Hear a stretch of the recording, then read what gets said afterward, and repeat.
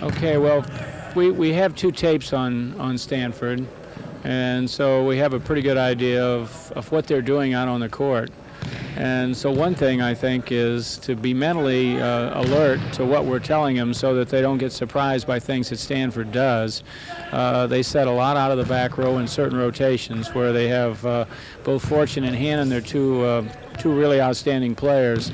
They'll feed the ball to them when they're back row players. So we have to watch that because the flow of the game will go to one side of the court, then they'll flip a back row set to these two players, and normally the block will be worried about the front row players, and then no one's on either one of those players when they get set. So that's something we have to watch. They have a few trick formations. They're not really trick formations if you've seen them play a number of times. They're only a trick formation if you haven't watched the team before, but we've got the advantage of watching them on the tapes.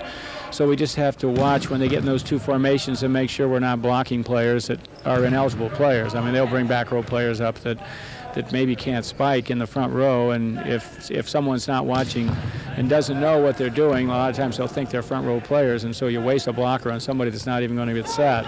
So I think basically is knowing the scouting plan that we've worked out for them, and then keeping a level of intensity out on the court so that we can react to things that we know they're going to do. And I think we'll be okay. They're a big, strong team. I sort of compare them in stature with Indiana, Purdue, Fort Wayne. They were a big team, and we were concerned every time we played them. But as the season went on, we were fooled a few times the first time we played them. But as we had a chance to study the tapes and we worked out our game plan and scouting plan, we were able to adjust to the deceptive things that they did. So hopefully by the time we get to Stanford, we'll have looked at those tapes 9 or 10 times and have that team pretty well in mind. Okay, great. Well, I guess we'll have to find out how he plays when he gets on the court at UCLA. But Kevin has been in a difficult situation every time he's walked on the court because it's been a new experience for him. And he probably won't look at this as much differently than he did when he went to the A6 Tiger tournament back in January, and that's after he just practiced for about a month and a half. And he just about single-handedly led us to a near upset win over Santa Barbara. I think he had 11 kills out of 13 spikes. So I don't think Kevin will freeze up. I think teams respect him a lot more now. I mean, the season is finished, and he has led the nation in spiking percentage with a .454 percentage. And so I think they're going to look at the statistics and they're going to realize that they better put some blockers on Kevin. So I think his situation is going to change from that standpoint, that they will be looking for him and they will be putting some good blockers on him, where maybe back in January they were sort of ignoring him. Okay.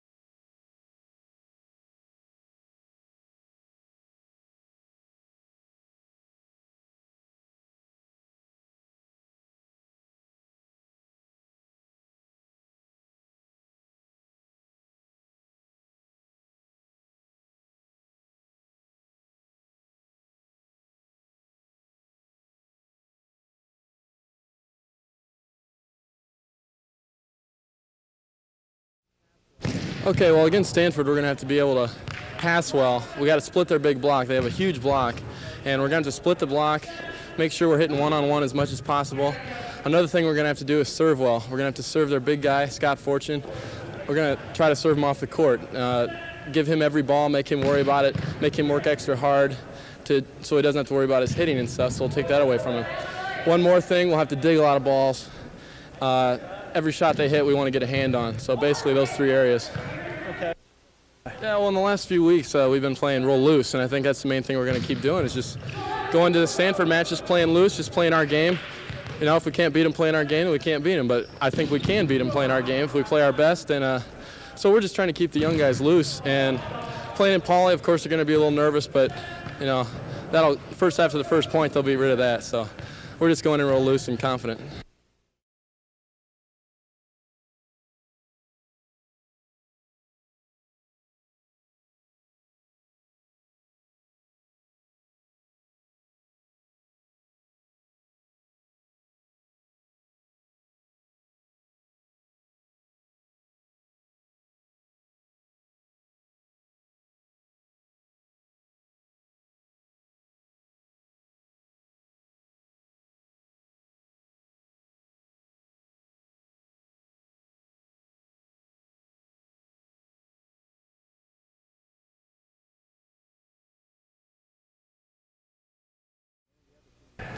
I don't think I'm any different than any of the other teammates. Looking forward to playing in the Final Four, but I don't think there's any added pressures on me individually. Like I said, really looking forward to playing out there, good competition. I really think we've got a good chance, and looking forward to do my part to see that we win a championship.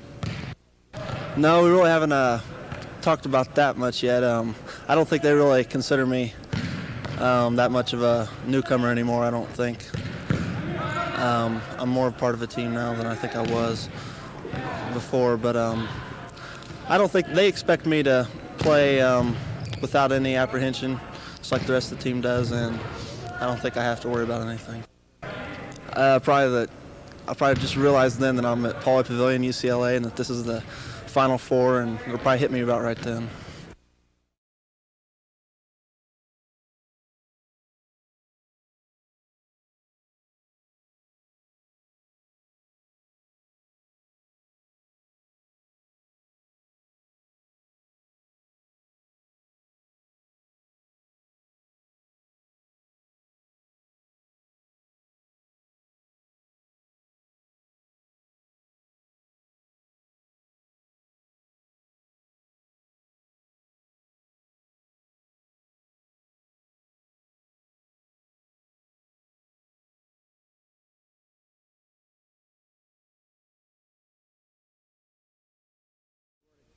Well, I think it's great. This year we weren't expected to go, which makes it all that much more exciting to be there.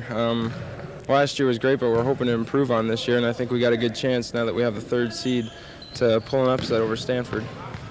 Okay. Basically, we're going to have to stop Scott Fortune. We're going to have to play tough defense on him.